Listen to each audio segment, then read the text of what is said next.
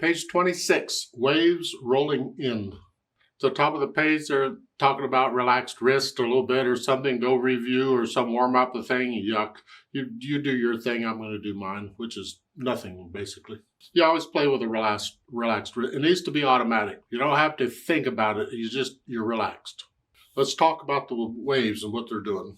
I look it over. It's 2 lines long, treble, bass, clef, 3/4 time signature.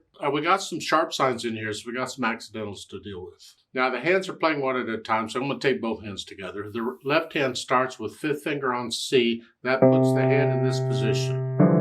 I'm just using white keys for the hand position right now. And the right hand is thumb, so we're in C position. And when I get to the black key, wherever it is, whatever finger's on that white key, I'm going to move it to the black key at that time. And you want to be able to do this eventually without looking at the keyboard, where you just kind of know where that black key is in relation to the white key. Yeah.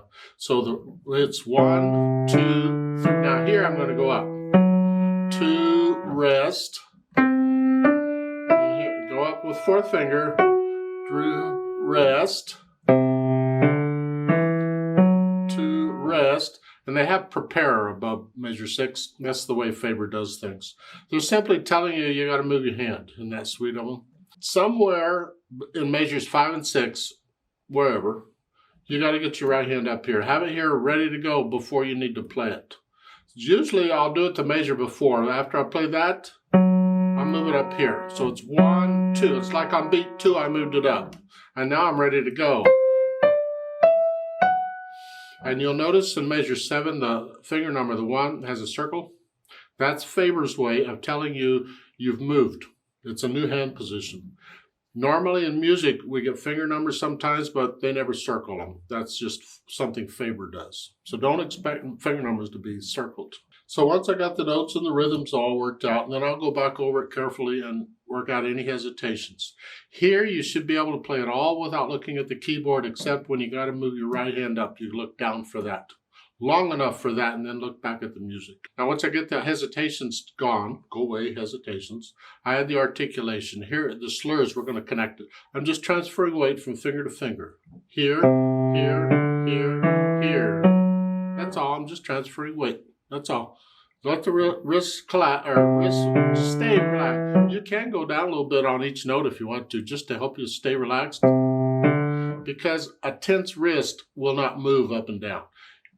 If you do this, it helps to keep you relaxed. 2, 3. Then once I do the articulation, I add the dynamics. It starts out MF as mezzo forte or sort of loud. Whatever you think, sort of loud. Not loud, just moderately loud. And then in measure 7, the last 2 measures, you get a P. That's soft, soft. Light. Then after the dynamics, I add the speed.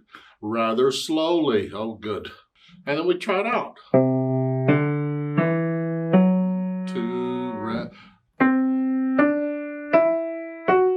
2, rest.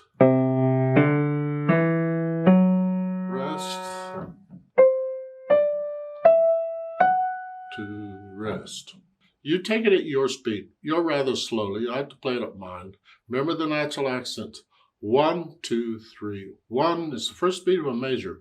If you're not feeling it, exaggerate it so you can get an idea of it.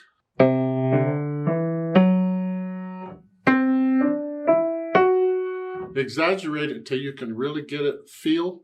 And then once you can do that, then you just feel it. That's a natural accent. It should happen naturally. Now they have a note at the bottom where you can play this again. We're playing this quarter note staccato, where you flex here if you want.